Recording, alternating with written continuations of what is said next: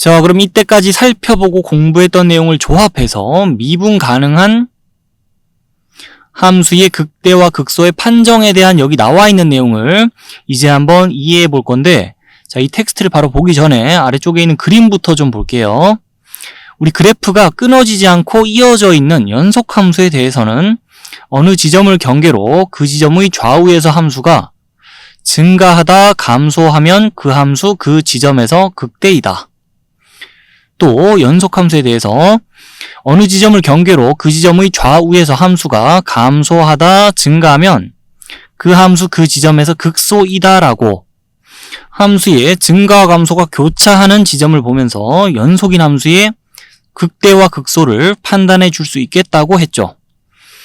근데 그 이전에, 더 전에 우리가 뭘 공부했냐면 미분 가능한 함수에 대해서는 그 함수의 도함수의 부호를 통해 함수의 증가와 감소를 조사할 수 있겠다 그랬으니까, 그리고 미분 가능한 함수라면 그 함수의 그래프가 그려질 때 그래프가 끊어지지 않고 잘 이어져 있을 게 뻔하니까요. 그런 내용들을 종합해보면 이렇게 얘기해 볼 수 있습니다.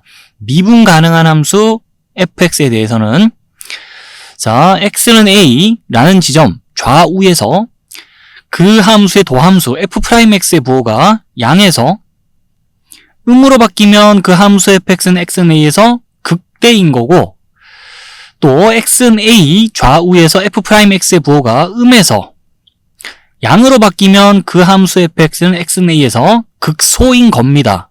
라고, 자, 미분 가능한 함수에 대해서는 도함수의 부호와 함수의 극대 극소를 엮어 또 얘기할 수 있는데, 거기다가 우리가 공부했던 내용 하나 추가로 얘기하자면요, 미분 가능한 함수가 극값을 갖는 지점에서 그 함수의 미분계수는 반드시 0이 되게 돼 있잖아요.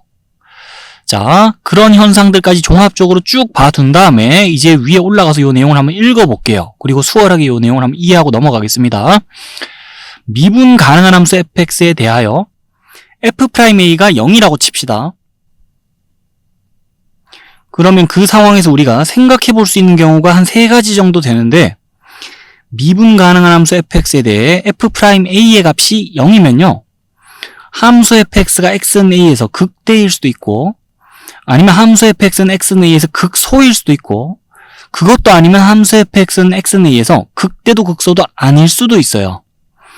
x세제곱 마이너스 x세제곱 같은 함수를 떠올려 보세요. 그 함수들 x는 0에서 무슨 일 일어나는지 생각해보면, 자, 미분 가능한 함수의 미분계수가 0 되는 지점에서 그 함수 극값을 가지지 않을 수도 있습니다.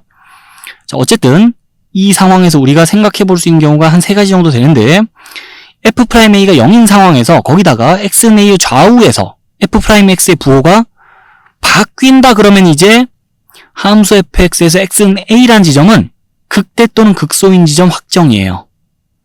근데 거기서 더 구체적으로는 x는 a의 좌우에서 f'x의 부호가 양에서 음으로 바뀌면 함수 fx는 x는 a에서 극대일 거고, 그때는 x는 a에서 함수 fx가 극대값 fa를 갖겠죠. 또 x는 a의 좌우에서 f'x의 부호가 음에서 양으로 바뀌면은 그럼 함수 fx는 x는 a에서 극소일 거고, 그때는 x는 a에서 함수 fx 극소값 fa를 갖겠죠.